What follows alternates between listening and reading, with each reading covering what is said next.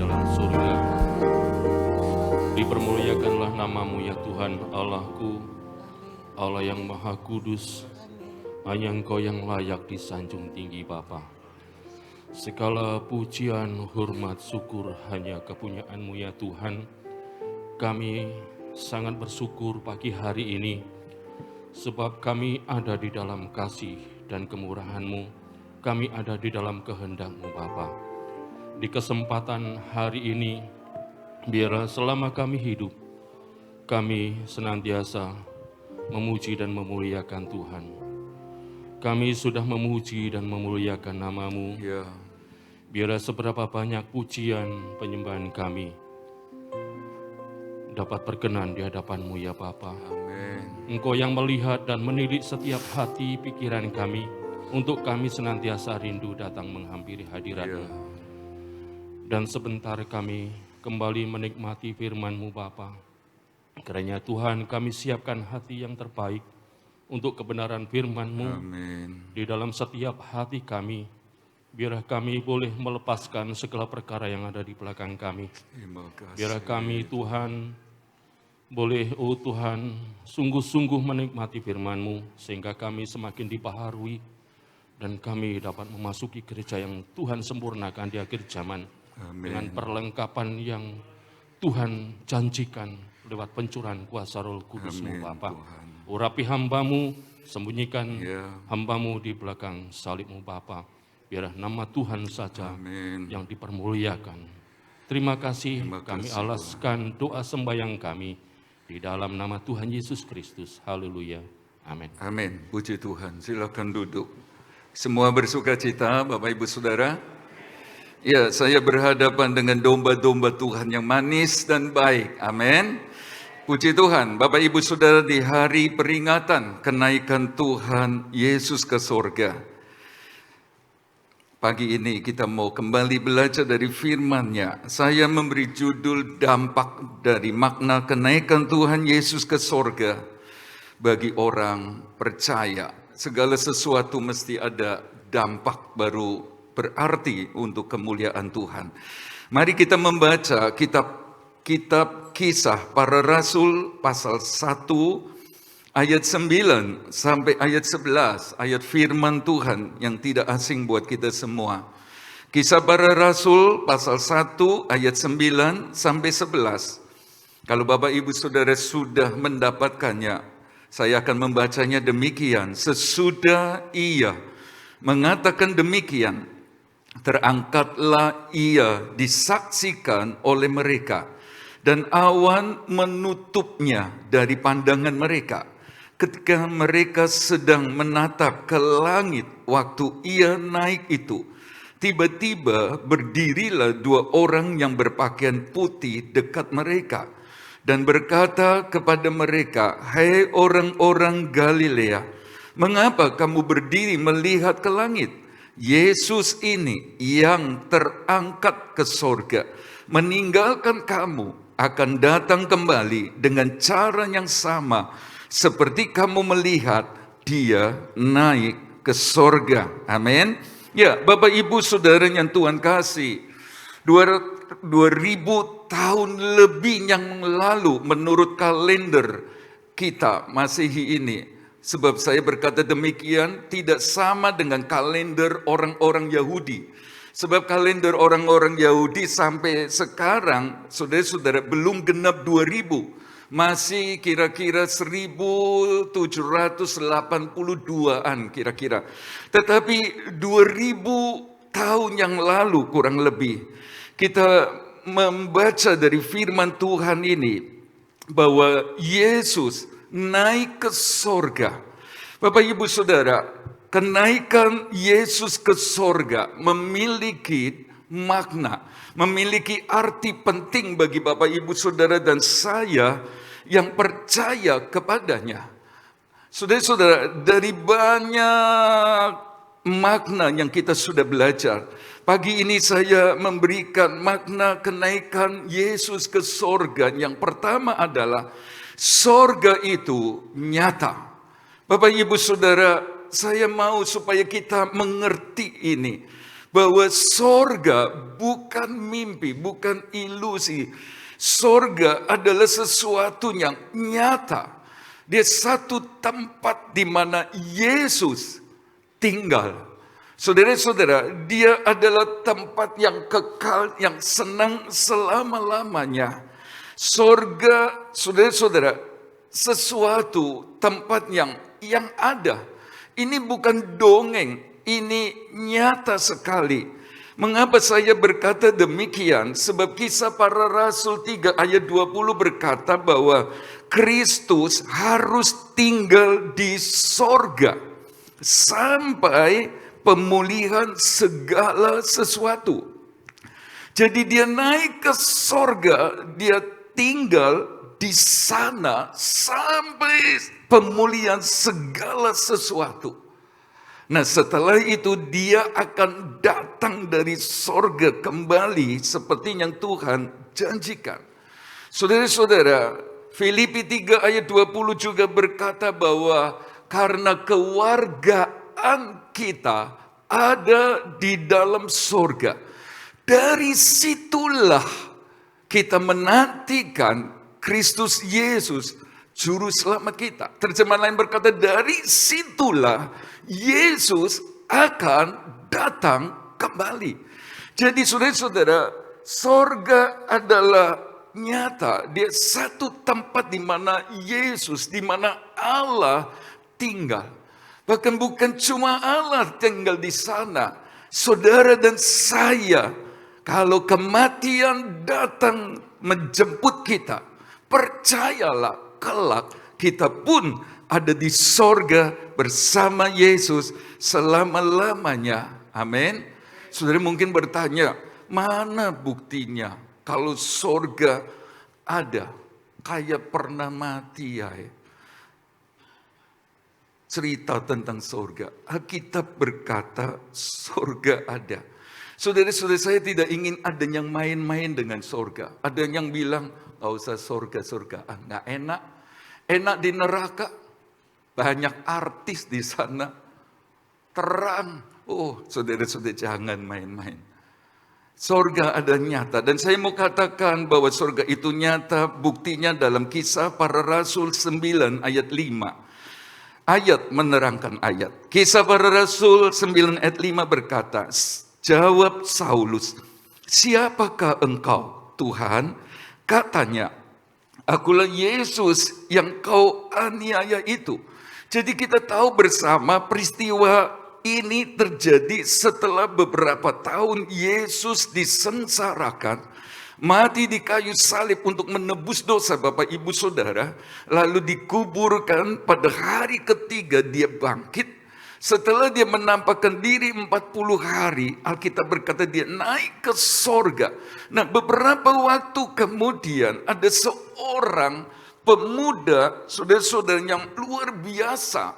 Dia seorang tokoh agama, saudara-saudara, dan karena kehebatannya dia masuk sebagai anggota Sanhedrin waktu itu. Dan dia benci sekali kepada pengikut Kristus. Alkitab mencatat bahwa dia minta surat kuasa untuk menangkap, untuk membunuh, untuk menganiaya orang-orang percaya Yesus. Dan kita tahu bersama pada saat dia bersama rombongan kejar-kejar orang Kristen, saudara-saudara, menuju ke Damsyik, di tengah perjalanan ada suara dari langit. Terjemahan lain berkata ada suara dari sorga, kata yang sama untuk kata sorga yang ditulis Alkitab. Saudara-saudara, mereka dengar suara tetapi tidak melihat pribadinya. Dan saudara-saudara, pada saat suara itu didengar oleh Saulus, karena Alkitab berkata, Saulus, Saulus, mengapa engkau menganiayaku? Saudara-saudara, Saulus bertanya, siapakah engkau Tuhan? Lalu Yesus berkata dari sorga, aku Yesus yang kau aniaya itu. Saudara-saudara, dari sini kita tahu bersama bahwa akulah Yesus yang di sorga. Akulah Yesus yang dipercaya oleh orang-orang yang sedang Saulus kejar dan hendak dianiaya dan dibunuh. Akulah Yesus yang disembah oleh orang-orang percaya karena telah mati di kayu salib, karena sudah bangkit dari antara orang mati. Saudara-saudara, dan suara itu pakai bahasa Ibrani, bahasanya Saulus. Saudara-saudara, dari sini kita tahu bahwa apa yang firman Tuhan katakan itu benar. Sebab saudara-saudara, peristiwa itu setelah kenaikannya, dan suara itu berkata dari surga, aku Yesus. Yesus yang disalibkan, Yesus yang dikuburkan tapi kemudian bangkit pada hari ketiga. Yesus yang hidup selama-lamanya. Berarti Bapak Ibu Saudara, Yesus hidup. Apa yang firman Allah, apa yang orang-orang Kristen yang dikejar-kejar itu percaya, benar-benar ada. Benar-benar nyata, benar-benar berkuasa, benar-benar Allah. Bahkan dia pakai bahasa, bukan pakai bahasa Jawa, sebab Saulus nggak mungkin tahu. Tidak pakai bahasa Mandarin, sebab nggak mungkin Saulus tahu. Pakai bahasa Ibrani, saudara-saudara, itu berarti Allah di dalam Yesus yang memanggil atau bersuara itu benar-benar Allah. Itu berarti Bapak Ibu Saudara, kematiannya di kayu salib bahkan untuk menebus dosa Bapak Ibu Saudara dan saya benar. Bisa berkata amin? Kalau adanya merasa berdosa, saudara-saudara, semua kita berdosa. Tapi kalau Bapak Ibu Saudara membutuhkan pengampunan, sungguh dia mau mengampuni. Bahkan dia mau selamatkan Bapak Ibu Saudara dan saya dari penghukuman yang kekal. Saudara-saudara, itu berarti kebangkitannya benar ada. Saudara-saudara, itu berarti kenaikannya ke sorga, peristiwa yang benar dan tidak terbantahkan. Sebab dasarnya adalah peristiwa-peristiwa kemudian terjadi. Ada suara dari sorga yang kemudian mengubahkan Saulus yang gila kerja. Saulus yang gila hormat dan kedudukan sampai minta surat kuasa supaya dia menjadi ketua atau kepala mahkamah agama kali. Tapi yang jelas saudara-saudara, sejak pertemuannya dengan Yesus yang bangkit, naik ke sorga dan bersuara memanggil namanya, hidup Saulus diubahkan menjadi seorang yang luar biasa. Itulah bukti bahwa sorga yang Alkitab katakan adalah benar dan nyata. Saudara-saudara, kalau setiap anak Tuhan ngerti makna kenaikan Tuhan ke sorga adalah sorga itu nyata. Saya percaya itu berdampak. Itu akan mengubah seluruh hidup kita tanpa kecuali. Tidak hanya orang-orang tua, saudara-saudara yang maaf bicara umurnya semakin bertambah mendekati Tuhan panggil. Tapi remaja bahkan anak-anak, saudara-saudara akan berubah. D.L. Moody dipanggil Tuhan masih anak-anak. Sebagai seorang yang tidak punya apa-apa dan dia sebagai pembersih sepatu, dengar Injil Yesus. Saudara, hidupnya diubahkan dan jadi alat. Itulah sebabnya dampak Bapak Ibu Saudara dan saya yang ngerti kenaikan ke sorga adalah sorga itu nyata. Yohanes 14 ayat 3 berkata, dan apabila aku telah pergi ke situ, ke sorga, dan telah menyediakan tempat bagimu, aku akan datang kembali dan membawa kamu ke tempatku, supaya di tempat di mana aku berada, kamu pun berada. Bisa berkata amin? Sudah ngertikah hati Tuhan Yesus ini? Apakah Bapak Ibu sudah menyadari dia mau bawa kita ke surga? Dia sediakan tempat untuk kita. Dari ayat ini kita tahu bahwa supaya di mana Yesus ada, Bapak, Ibu, Saudara, dan saya ada. Dia ingin selalu bersama kita. Bukan cuma di dunia ini, seperti pagi ini kita ada bersama dia di hadiratnya. Sampai kepada kekekalan di sorga. Supaya di mana aku ada, kamu pun berada. Dia ingin selalu dekat dengan kita.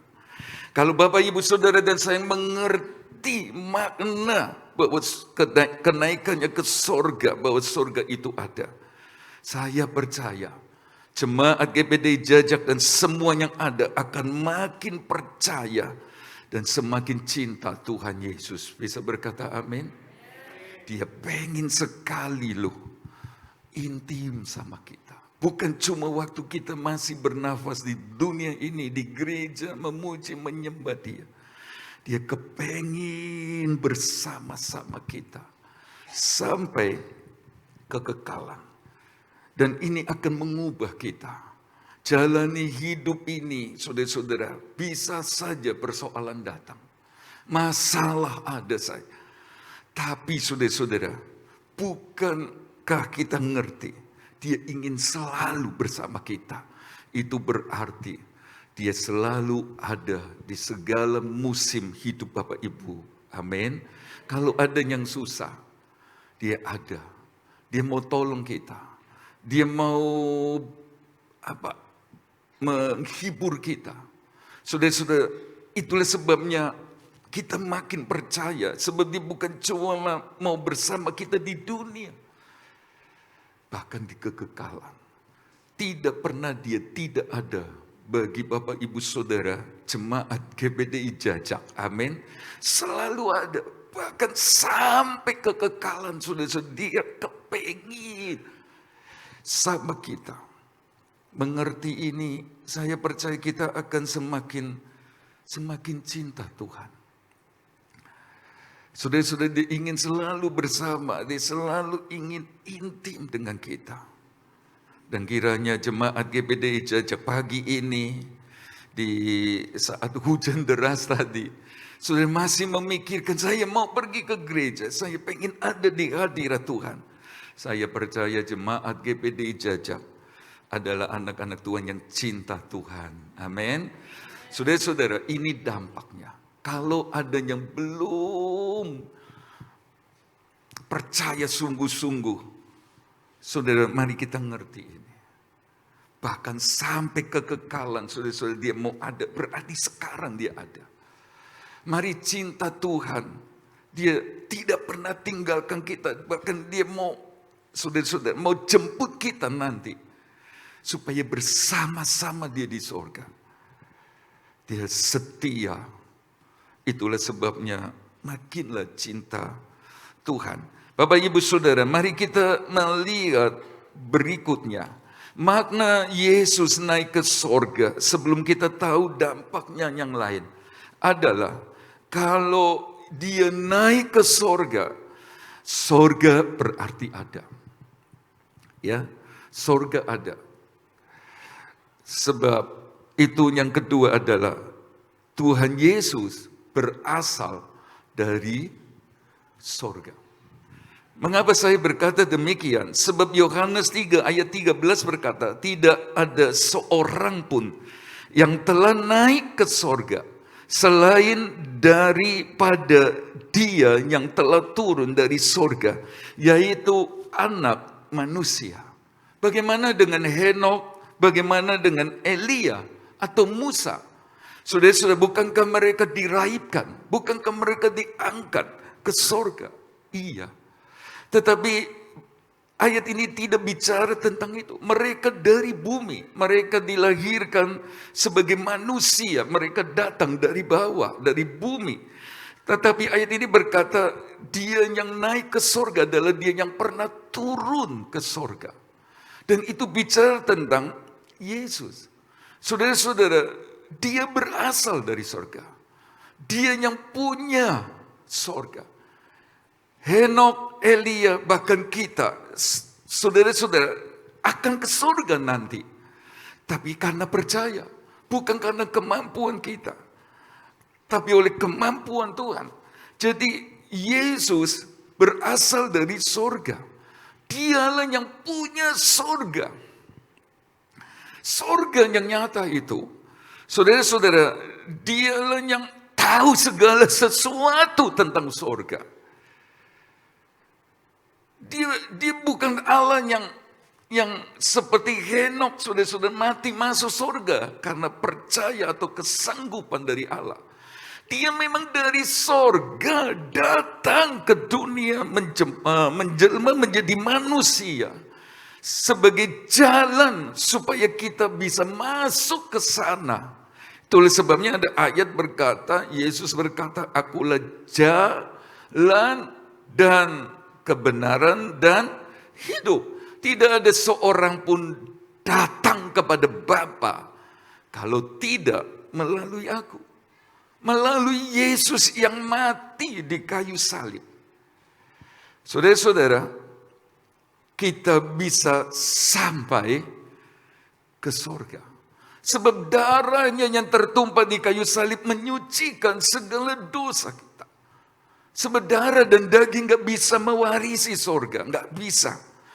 Dan kita orang-orang berdosa. Itulah sebabnya harus percaya Yesus. Dosa-dosa kita disucikan. Dan dia jalan menuju ke sorga. Sekali lagi dia pemilik sorga. Berarti dia Allah sendiri. Dia bukan ngaku-ngaku Allah. Dia bukan manusia yang menjadi Allah. Bukan. Dia manusia, dia Allah yang menjadi manusia waktu dia mati, menjelma menjadi manusia di Bethlehem dan seterusnya. Dan saudara-saudara, dia pemilik sorga. Saya mau supaya kita mengerti bahwa sorga menjadi tujuan tertinggi kita semua. Itulah sebabnya ada gereja. Itulah sebabnya kita beribadah kepada Tuhan. Itulah sebabnya kita komitmen percaya Yesus. Sekali Yesus tetap Yesus. Kenapa? Sebab supaya kalau kita mati, kita masuk surga. Jadi surga itu harus menjadi tujuan tertinggi dari Bapak, Ibu, Saudara, dan saya. Bukan hanya supaya diberkati kita ke gereja. Bukan hanya supaya kita ditolong Tuhan, disembuhkan waktu sakit. Walaupun di dalam Yesus ada berkat kesembuhan yang sering berulang kali disampaikan. Tetapi kita percaya Yesus karena supaya kita masuk ke surga. Dan saudara-saudara, dia yang punya surga. Saya mengingat Matius 16 ayat 26 berkata, apa gunanya seseorang memperoleh seluruh dunia ini, tetapi ia kehilangan nyawanya. Saudara-saudara, itu berarti kan surga di atas segala-galanya. Dia berasal dari surga. Mengerti makna kenaikan Yesus ke surga adalah Tuhan Yesus berasal dari surga. Yang punya surga, apa yang akan terjadi? Dan kita lihat di Yohanes 3 ayat 31. Yohanes 3 ayat 31, siapa yang datang dari atas adalah di atas semuanya. Siapa yang berasal dari bumi, termasuk pada bumi, dan berkata-kata dalam bahasa bumi. Siapa yang datang dari sorga adalah di atas semuanya. Ngerti bahwa Yesus berasal dari sorga, yang punya sorga. Dan kita juga mau bersama dia di sorga. Anak-anak Tuhan yang ngerti makna kenaikan Tuhan ke sorga, pasti dia akan jadikan Tuhan Yesus segala-galanya. Bisa berkata amin? Siapakah segala-galanya bagi Bapak Ibu Saudara? Apakah yang segala-galanya bagi Bapak, Ibu, Saudara, dan saya? Apa? Saudara-saudara, kita mesti jujur bahwa pemeluk agama lain, kalau sudah demi sorga, mereka lakukan apa saja. Demi sorga, saudara-saudara, dia lakukan apa saja, dia beri apa saja, bahkan nyawanya. Saudara perhatikan mereka. Alasannya adalah sorga. Tapi saudara-saudara, memprihatinkan sekali kalau orang-orang Kristen yang catatannya percaya Yesus satu-satunya jalan kebenaran dan hidup, yang punya sorga, tapi tidak jadikan sorga, jadikan Yesus segala-galanya. Ini aneh. Kita suka jadikan yang ada di bumi ini segala. Pekerjaan jadi segalanya. Padahal 70 tahun, kalau kuat 80 tahun. Bis itu masih ada bonus lagi lah. Tapi kemudian kita pasti tinggalkan dunia ini. Kita akan ke sorga. Tapi saudara-saudara, saya mengajak kita untuk mengerti. Yang datang dari atas, yang datang dari sorga, mesti segala-galanya. Nah itu jemaat, itu hamba Tuhan yang ngerti makna kenaikan Tuhan ke sorga. Siapakah yang terutama dalam hidup? Siapakah yang segala-galanya? Itu akan nampak dari kita belani itu. Kalau pekerjaan jadi yang segala-galanya, saudara-saudara, kita akan belani pekerjaan. Dan itulah sebabnya Tuhan di belakang. Sorga nanti urusan kiri. Saya bilang jangan main-main. Mari kita belajar dalam tanda petik kepada pemeluk yang lain itu loh, agama lain. Di mana demi sorga, lakukan apa saja. Bahkan gak kerja untuk membawa sesaji persembahan tiap pagi dan sore. Coba lihat Bapak Ibu. Mau mati demi sorga.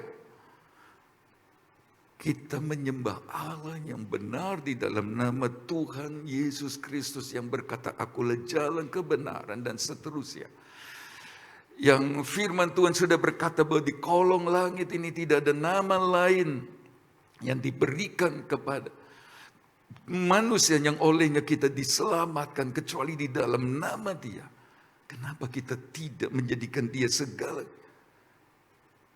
Di peringatan kenaikan Tuhan Yesus ke sorga, mesti dampaknya ada. Harus bekerja, harus. Yang sekolah harus belajar. Ya, harus belajar. Jangan bikin bom waktu sendiri dengan kalian tidak belajar waktu masa sekolah. Jangan. Susah sendiri nanti. Susah sendiri. Belajar sungguh-sungguh, harus belajar. Harus kerja. Tetapi ngerti prioritas. Orang Kristen yang mengerti makna Yesus naik ke sorga. Oh, Dia di atas segala. Ini harga mati. Dan kalau pagi ini Bapak Ibu Saudara datang beribadah, saya percaya karena kita ngerti Yesus segala-galanya. Amin. Mari kita melihat berikutnya. Yesus naik ke sorga. Saudara-saudara, itu punya makna. Tuhan Yesus maunya, kehendaknya. Bahwa kita masuk sorga. Tadi dikatakan bahwa supaya di mana aku, Yesus ada, kamu berada. Dia kepengin kita masuk sorga. Dia mau supaya semua orang diselamatkan. Tapi tolong dimengerti. Saudara-saudara, kalau sampai kemauan Tuhan gagal, dalam tanda petik, karena kita. Saya mau katakan Lukas 16 ayat 26 berkata begini, selain daripada itu, di antara kami dan engkau terbentang jurang yang tak terseberangi, supaya mereka yang mau pergi dari sini kepadamu ataupun mereka yang mau datang dari situ kepada kami tidak dapat menyeberang. Saudara-saudara, ini cerita tentang Lazarus yang hidupnya minta-minta, mengambil remah-remah dari meja orang kaya dan orang kaya. Saudara-saudara, kalau Lazarus selamat bukan berarti karena maaf bicara dia tidak punya apa-apa. Kalau orang kaya ini tidak selamat bukan berarti karena dia kaya, bukan. Sama. Karena kita percaya Yesus, Tuhan mau kita bawa ke sorga. Tapi lihatlah, ada dua tempat yang nyata. Dua tempat yang nyata yang ditulis Lukas 16. Yang pertama adalah Firdaus, belum surga. Karena itu Henok dan Elia belum masuk surga. Mereka masih ada di Firdaus. Sementara orang kaya yang sengsara itu ada di namanya Hades. Saudara-saudara, Firdaus adalah miniatur sorga, sedangkan Hades miniatur neraka. Saudara-saudara yang Tuhan kasih. Nah, di dua tempat ini ada satu jurang yang tidak bisa menghubungkan satu dengan yang lain. Tapi bisa melihat. Saya percaya sorga pun demikian. Saudara-saudara, jadi Tuhan mau bawa kita masuk ke sorga. Itu makna dari kenaikannya ke sorga. Dia sedang sediakan tempat untuk Bapak Ibu Saudara.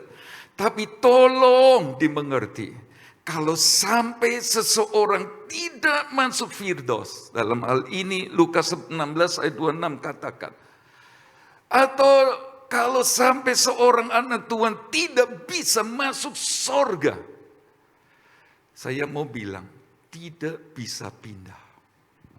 Tidak bisa pindah. Tidak bisa pindah dari Firdaus di mana ada di pangkuan Abraham ke Hades.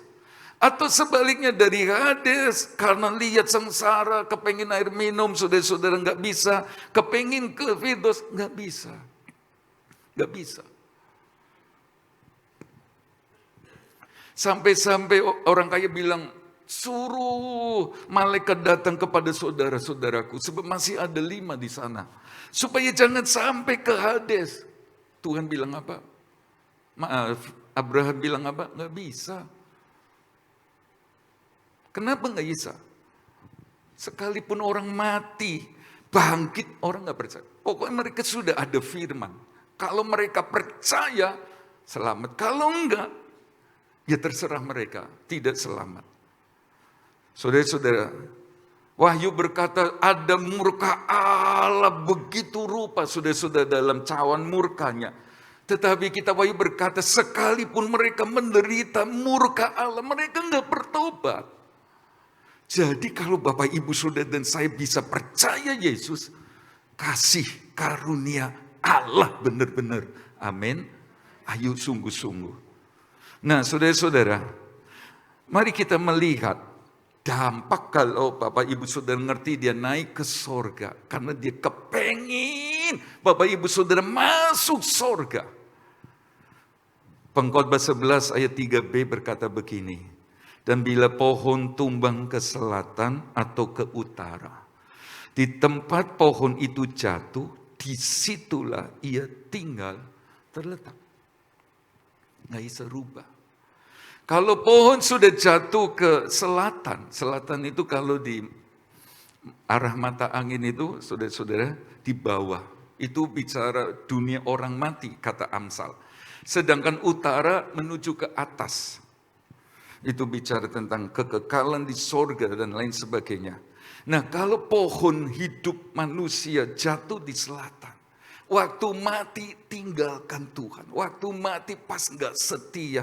Waktu mati pas hidup dalam najis, dalam dosa. Dia seperti pohon yang mati, yang tumbang ke selatan. Ya di sanalah terletak. Tapi saya berharap kalau kita semua meninggal, seperti pohon yang jatuh di utara. Amin. Nggak bisa pindah. Saudara mau sembahyang, saudara mau puasa, ayo dipindah supaya jangan masuk neraka. Pindah, nggak bisa. Kalau Bapak Ibu Saudara mengerti ini, dia naik ke sorga sebab dia mau kita masuk sorga.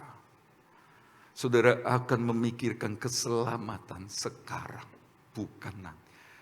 Keselamatan masuk surga atau neraka bukan nanti kalau kita mati minta didoakan lalu pindah. Tidak. Keselamatan ditentukan waktu Bapak Ibu Saudara dan saya masih hidup. Sehingga ngerti makna dia naik ke surga untuk membawa kita masuk surga. Kita pasti mengerjakan keselamatan dengan takut dan gentar. Saudara akan sungguh-sungguh, saya akan sungguh-sungguh. Kita tidak akan main-main dengan hidup ini. Sebab kita kan gak ngerti kapan kematian itu datang. Kita harus selalu jaga-jaga, kejarkan keselamatan terus, hidup dalam kebenaran, hidup dalam kesucian, hidup menurut kehendak Tuhan, terus kerjakan. Nah, kata kerjakan dalam Filipi 2 ayat 12 itu berarti buatlah komplit. Buatlah lengkap. Artinya saudara-saudara, percaya Yesus kita selamat anugerah. Tapi kan gak langsung mati. Kita masih hidup. Itulah sebabnya selalu jaga. Sebab gak ngerti kapan kematian datang. Saya harus hidup berkenan sama Tuhan. Itu arti mengerjakan keselamatan. Apalagi ngerti sebelum Yesus datang ada antikris. Ya apa ini? Buat komplit. Firman Tuhan mana yang belum kerjakan. Buat komplit, adakan. Penuh Roh Kudus. Layani Tuhan, jalankan talenta dan seterusnya. Itulah jemaat yang mengerti makna kenaikannya ke sorga. Dia tidak pakai hidup sembrono, sembarangan. Kalau dia adalah anak yang hormat, yang cinta orang tua. Kalau dia suami yang sayang sama istri dan keluarga. Kalau dia istri ibu yang baik, yang bertanggung jawab dan seterusnya. Bapak Ibu Saudara, di hari peringatan kenaikan Tuhan ke sorga, saya mengajak kita semua untuk mengerjakan keselamatan dengan takut dan gentar. Taruh Yesus di atas segalanya. Sebab dia yang punya sorga. Bisa berkata amin. Terima kasih Tuhan buat sorga yang Tuhan beri. Saya mau kerjakan. Supaya jangan sampai berhenti di tengah jalan. Dan saya kehilangan selamat. Saya mau terus setia. Dan setia itu bisa dilihat dari hal kecil. Baca Alkitab tiap hari. Bisa enggak setia? Itu harus ukuran nih. Kalau ada yang mulai malas baca Alkitab, bagaimana bisa setia ya sama perkara yang besar? Ayo setia. Bapak Ibu Saudara, jadi itulah makna kenaikan Tuhan ke sorga dan dampaknya. Saya percaya pulang dari tempat ini, saudara-saudara, banyak di antara kita yang belum tentunya akan berubah menjadi anak-anak Tuhan yang makin cinta Tuhan. Menjadikan dia segalanya, bahkan mengerjakan keselamatan dengan takut dan gentar. Tapi saya mengakhiri dengan peringatan bagi yang memperingati kenaikan Tuhan ke surga. Ada peringatan. Mari kita baca 1 Korintus 15 ayat 6. Sesudah itu ia menampakkan diri kepada lebih dari 500 saudara sekaligus. Kebanyakan dari mereka masih hidup sampai sekarang, sampai kitab itu ditulis. Tetapi beberapa di antaranya telah meninggal. Jadi saudara-saudara, Yesus pernah menampakkan diri kepada Yakobus secara pribadi, kepada Kleopas dengan temannya. Tetapi dicatat oleh Paulus di surat Korintus ini, dia pernah menampakkan diri kepada 500 orang sekaligus. Alkitab tidak mencatat kapankah peristiwa ini terjadi. Saudara-saudara, tetapi yang penting dia pernah menampakkan diri kepada 500 orang sekaligus. Memang bisa jadi menurut beberapa penafsir, waktu Yesus naik ke surga. Tetapi yang kita mau ingat adalah dia pernah menampakkan diri kepada 500 orang sekaligus. Sekarang lihat, Kisah Para Rasul 1 ayat 15. Pada hari-hari itu berdirilah Petrus di tengah-tengah saudara-saudara yang sedang berkumpul itu. Kira-kira 120 orang banyaknya, lalu berkata, saudara-saudara, sedikitnya atau pernah terjadi 500 orang melihat Yesus. Saudara-saudara, dia benar-benar hidup. Dia benar-benar Allah. Saudara-saudara, dia benar-benar tepati firman Allah yang sudah dikatakan sebelumnya. Anak manusia ditangkap, disengsarakan, mati di kayu salib, lalu bangkit pada hari ketiga dan naik ke sorga. Saudara-saudara, Yesus hidup. Dia menampakkan diri dan orang-orang, saudara-saudara, termasuk 500 orang ini yakin, sudah bisa bayangkan. Lihat sendiri Yesus yang disengsarakan itu hidup. Saya tidak tahu saudara-saudara betapa mereka bersuka cita sekaligus gemetar. Ada banyak pengalaman perjumpaan dengan Yesus, dengan manifestasinya. Saudara-saudara, mereka yang sujud menyembah, imannya dibangkitkan begitu rupa. Tetapi Kisah Para Rasul 1 ayat 15, cuma ada 120 orang yang tinggal di kamar loteng Yerusalem untuk berdoa menanti janji Bapa. Barangkali ada yang sudah pulang keluar kota atau keluar negeri waktu itu. Tetapi saudara-saudara, 380 orang lainnya, sedikitnya ya, kemana mereka? Tadi mereka gemetar begitu rupa, bersuka cita sekaligus. Saudara-saudara, ada takutnya kudus, sujud menyembah. Nah sekarang waktu saudara-saudara, Tuhan mau curahkan Roh Kudus, tinggal 120 orang.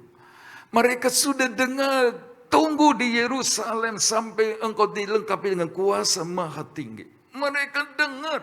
Dan mereka pasti berkata amin. 500 orang lebih berkata, ya benar saya mengalami. Tapi kenyataannya cuma 120 orang murid. Pertanyaannya adalah, mengapa tinggal 120 orang murid? Mengapa yang lain tidak ada? Saya cuma menulis di 1 Yohanes 2 ayat 18 dan 19. Maksud saya mengutip di sana. Anak-anakku, waktu ini adalah waktu yang terakhir. Dan seperti yang telah kamu dengar, seorang antikris akan datang. Sekarang telah bangkit banyak antikristus. Itulah tandanya bahwa waktu ini benar-benar adalah waktu yang terakhir. Memang mereka berasal dari antar kita, seperti 500 orang yang lihat. Tetapi mereka tidak sungguh-sungguh termasuk pada kita. Sebab jika mereka sungguh-sungguh termasuk pada kita, niscaya mereka tetap bersama-sama dengan kita. Tetapi hal itu terjadi supaya menjadi nyata bahwa tidak semua mereka sungguh-sungguh termasuk pada kita. Di mana ke-380 orang lainnya tidak sungguh-sungguh. Kalau mereka sungguh-sungguh, pasti mereka tetap bersama-sama. Tapi tinggal 120 orang. Dan Yohanes berkata, merekalah antikristus. Berasal dari kita. Tapi tidak sungguh-sungguh. Saya mau katakan dengan sejujurnya. Antikris datang dari dalam gereja. Antikris sebagai oknum pemimpin tertinggi dunia yang akan memerintah dunia ini. Tapi juga pengikut-pengikutnya datang berasal dari dalam gereja. dari antara kita. Kok bisa? Ayat itu berkata, tidak, sungguh. Jadi Bapak Ibu Saudara, sebelum Yesus datang kali kedua nanti, Antikris harus datang. Ya, dia harus datang di awan-awan. Untuk apa? Untuk mengangkat kita yang masih hidup, yang disingkirkan di padang gurun. Saudara-saudara, ketemu di awan-awan, yang mati dalam Tuhan juga di awan-awan diangkat, lalu dibawa ke surga. Ini rapture, ini pengangkatan. Tetapi sebelum Yesus datang di awan-awan untuk membawa kita masuk ke dalam kerajaan 1000 tahun damai dan akhirnya ke surga itu, harus ada antikris di depan. Nah, itu bukan rapture, itu bicara tentang penyingkiran gereja. Jadi di Pantekosta ada dua istilah yang beda. Rapture itu waktu Yesus datang kembali di awan-awan. Saudara dan saya yang masih hidup di padang gurun karena disingkirkan dari antikris, mereka yang sudah mati naik di awan-awan. Nah, itu rapture. Jangan pikirkan ini dulu. Yang dipikirkan adalah sebelum Yesus datang, antikris datang. Karena itu kalau antikris datang, Bapak Ibu Saudara dan saya harus disingkirkan. Harus disingkirkan. Sebab kalau tidak kita masuk ke masa aniaya besar. Harus bayar darah. Saya nggak mau nyembah yang lain, punya Yesus saja. Sekali Yesus tetap Yesus. Gitu. Tapi saudara dan saya, orang-orang itu yang masuk ke sana harus bayar harga. Di awal-awal pemerintahan antikris. Kalau bertahan, ya nanti masuk surga. Kalau tidak, ya apa? Karena itu goal kita adalah sebelum Yesus datang, antikris datang, kita disingkirkan. Kalau tidak, kita masuk antikris. Dan saudara-saudara pagi ini siapa yang masuk aniaya besar, ya mereka yang nggak sungguh-sungguh. Tapi kita tambah lagi belajar, siapakah pengikut antikris? Ya mereka yang nggak sungguh-sungguh. Ayat tadi kita baca bersama. Itulah sebabnya saya mengajak kita untuk sungguh-sungguh. Sungguh-sungguh dalam Tuhan. Tuhan makin dekat. Kerja, sekolah, belajar, saudara baik. Tapi pikirkan jangan sampai masuk dalam aniaya besar antikris. Apalagi jangan sampai jadi pengikut antikris. Siapakah mereka?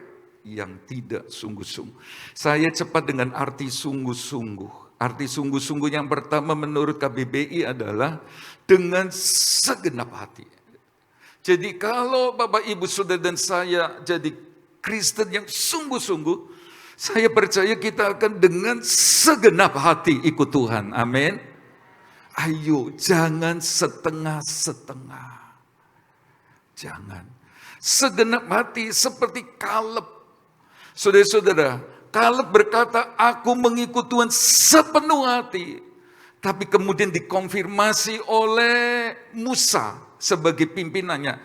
Kaleb memang anak Tuhan yang mengikut Tuhan sepenuh hati. Bukan cuma Musa pimpinannya yang ngomong bahwa Kaleb mengikut Tuhan sepenuh hati sehingga masuk ke Kanaan. Tetapi Tuhan sendiri ngomong, Kaleb seorang yang mengikut aku dengan segenap hati. Ayo ikut Tuhan segenap hati. Nah, kata Kaleb ini artinya, maaf bicara, anjing. Tapi ada dua kata. Kol artinya dalam bahasa Ibrani sepenuhnya. Sedang lev berarti hati. Sepenuh hati. Gak main-main. Kalau tidak masuk aniaya besar. Kalau tidak mau jadi pengikut antikris. Saya mengajak kita mulai sekarang. Sungguh-sungguh ikut Tuhan. Segenap hati. Sungguh-sungguh juga berarti tidak main-main. Saudara-saudara, kenapa ada benih di tepi jalan dan kemudian diambil oleh burung. Ada yang ditaruh di semak berduri, tempat berbatu-batu. Memang semua punya maknanya, tetapi saya melihat Tuhan mau ngajar, kalau tidak serius, hasilnya nggak ada. Seperti orang tabur benih di jalan. Kalau nggak serius, seperti orang lempar benih di berbatu-batu, sebentar aja, nggak lama. Nggak serius, nggak sungguh-sungguh seperti di semak duri, kepepet dan mati. Tapi tanam di tempat yang baik, itu serius. Saudara-saudara, artinya dia benar-benar nggak main-main. Ngoyo di dalam Tuhan. Dia punya komitmen kuat sekali. Saudara-saudara, komitmen kepada Yesus, komitmen kepada gereja lokal, komitmen. Saya ingin melibatkan banyak saudara-saudara, jemaat untuk terlibat lagi dalam pelayanan. Dan masih banyak pelayanan yang kepengin kami mau libatkan. Saudara-saudara, jadilah jemaat yang sungguh-sungguh. Oh iya, punya komitmen sama Yesus. Sama tempat itu loh. Satu itu. Di sana dia tumbuh, berakar, berbuah-buah, dan mati. Mati. Waktu saya tinggalkan sekolah Alkitab, masih di perjalanan, saya pernah berkata, dijajak, saya ditanam. Saya mau berakar di sana. Saya tidak tahu jajak waktu itu. Saya mau bertumbuh. Saya mau berbuah-buah. Dan saya mau mati. Jadi hampir bisa dipastikan kalau saya meninggal nanti, pedotan kuburan saya. Sebab mesti punya komitmen. Dan Tuhan menolong. Semua kita akan mati, jadi bicara itu bukan sesuatu yang tabu. Jangan main-main. Akhirnya saudara-saudara, bicara tentang sungguh-sungguh adalah benar-benar. Benar sekali. Saya mencatat kisah tentang Eutikus. Karena Paulus khotbah terlalu lama seperti pagi ini, saudara-saudara. Apalagi ada asap-asap lampu. Jadi ngantuk. Lalu jatuh. Mati dia. Tapi banyak pelajaran dari sana. Itulah sebabnya dikasih AC gereja ini. Supaya nyaman. Saya tidak tahu ada yang ngantuk atau tidak kayak Eutikus. Saudara-saudara, dikasih musik, sound yang baik. Supaya jangan sampai bikin orang berat mendengar dan ngantuk. Tetapi Eutikus ini waktu dengar firman Tuhan di jendela. Ini dengar firman Tuhan, tapi juga fokus keluar. Tapi yang saya soroti adalah, Saulus lagi duduk di bawah. Paulus duduk di bawah. Bersama murid-murid di Troas itu sedang duduk gelaran di bawah. Jendela lebih tinggi. Saya cuma lihat ini bukan anak Tuhan yang benar-benar.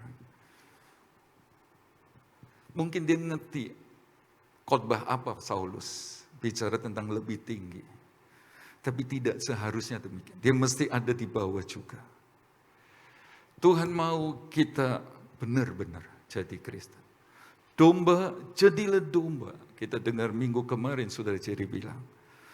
Domba yang benar kayak apa? Domba melahirkan domba. Domba yang benar itu kayak apa? Yang tidak berbulu serigala. Domba yang benar itu kayak apa? Ya serigala yang tidak berbulu domba. Bapak Ibu Saudara, mari sungguh-sungguh. Waktunya semakin dekat. Saya rindu semua kita dipenuhkan dengan Roh Kudus. Supaya waktu antikris menyatakan diri, kita disingkirkan. Dan nanti kita diangkat di awan-awan, masuk 1000 tahun damai kerajaan yang kita nanti. Lalu masuk surga. Bisa berkata amin. Sebenarnya saya siapkan lagu Yesusku Cintaku, tapi saya rindu nyanyi penuhi aku sekarang. Jadilah sungguh-sungguh. Jadilah sungguh-sungguh. seperti yang sudah Bapak Ibu Saudara kerjakan. Lebih sungguh. Mari kita berdiri.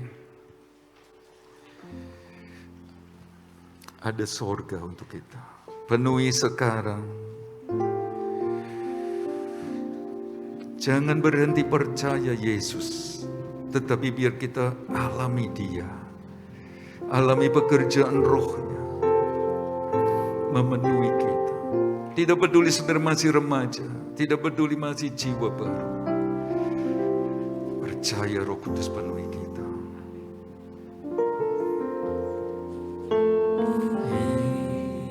Sekarang Tuhan penuhilah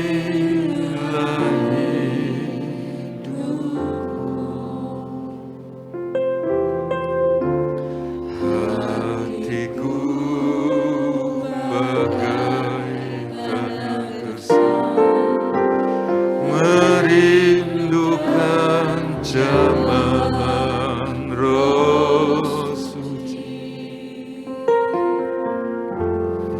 Hidupku sebagai bejana, ku bawa ke sungai-Mu Tuhan.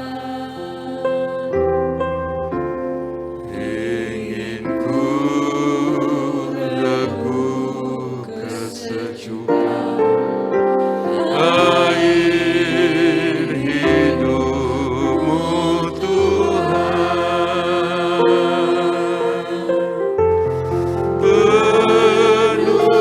Penuhi aku sekarang, penuhilah hidupku.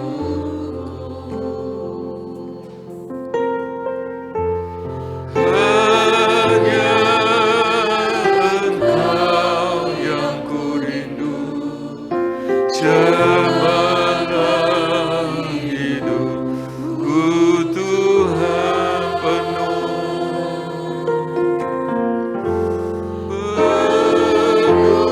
Penuhi aku sekarang, penuhilah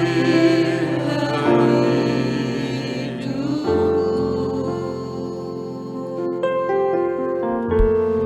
Hanya Engkau yang kurindu, jamanan hidupku Tuhan. Penuhi aku sekarang, penuhilah hidupku. Saudara bisa menyanyi lagu ini, matikan sembahyang saya.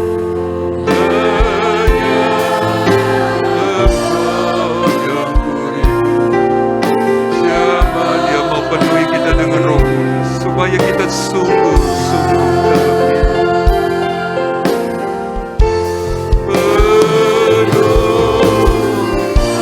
Buka hati Bapak Ibu Saudara,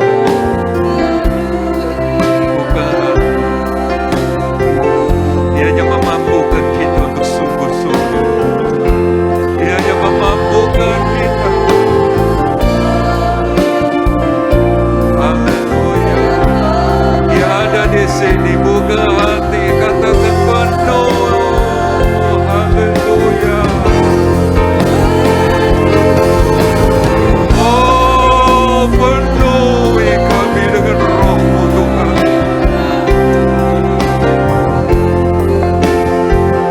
Penuhi kami.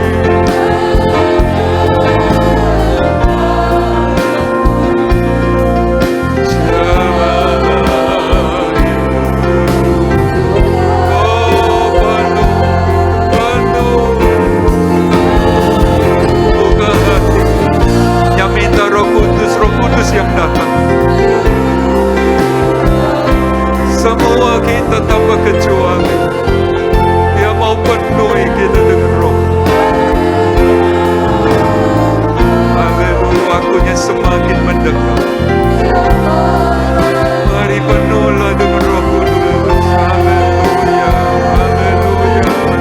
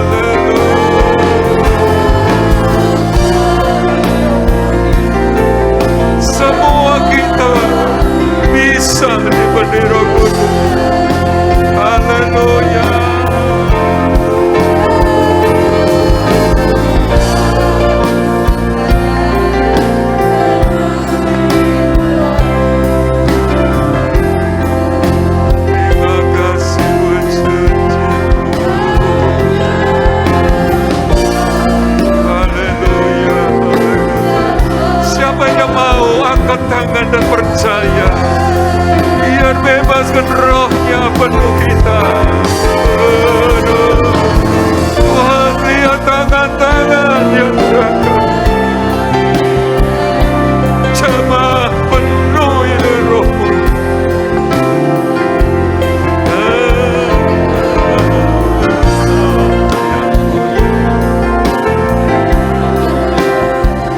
Haleluya, semua menyembah Dia. Haleluya, haleluya, haleluya, haleluya. Dalam nama Yesus, dalam nama Yesus, dalam nama Yesus, penuhi kami dengan Roh-Mu.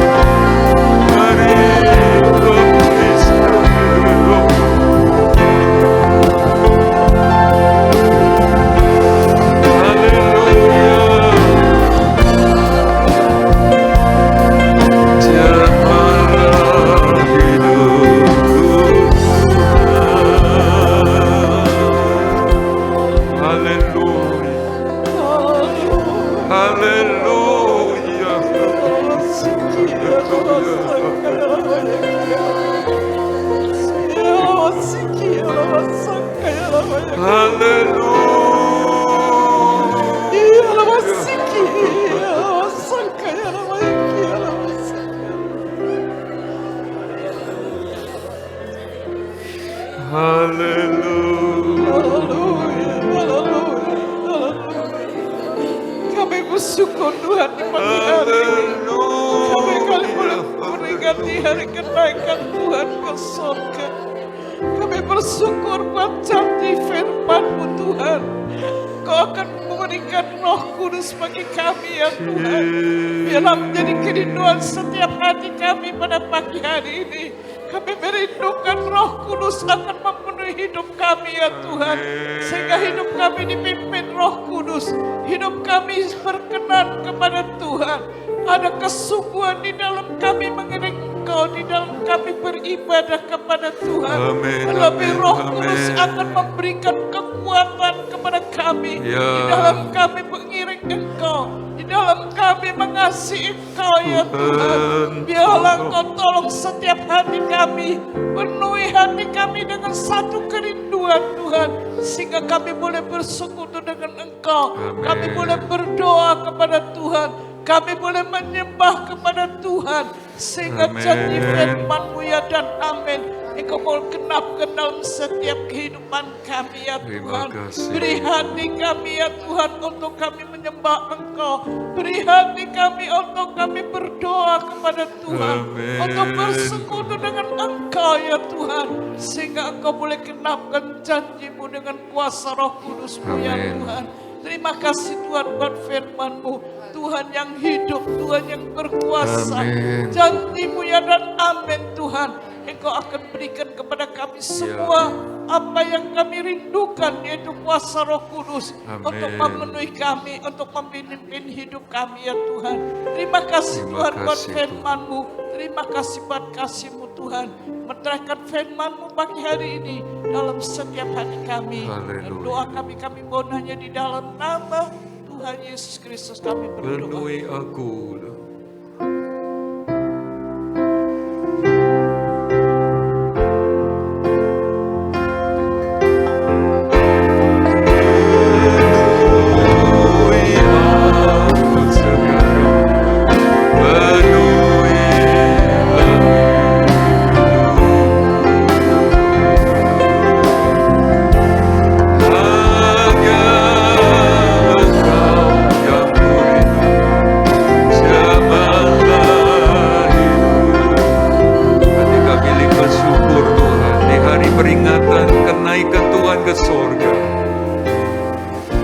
Bersyukur karena Engkau sediakan tempat di sorga. Terima kasih Engkau akan datang kembali.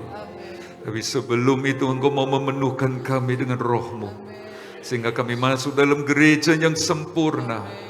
Nama-Mu dimuliakan. Berkat Tuhan untuk semua jemaat GBDI Jajak. Perlindungannya Tuhan, kasih Tuhan, dan penyertaan-Mu dinyatakan. Kalau sebentar kami pulang, Tuhan besertalah. Dan sekarang kekasih-kekasih Tuhan, terimalah berkat dari Allah Bapa, kasih sayang putranya, persekutuan damai sejahtera dan kuat kuasa Roh Kudus menyertai kita semua pagi ini sampai Tuhan datang kembali. Di dalam nama Tuhan Yesus Kristus, semua yang percaya diberkati Tuhan berkata, amin.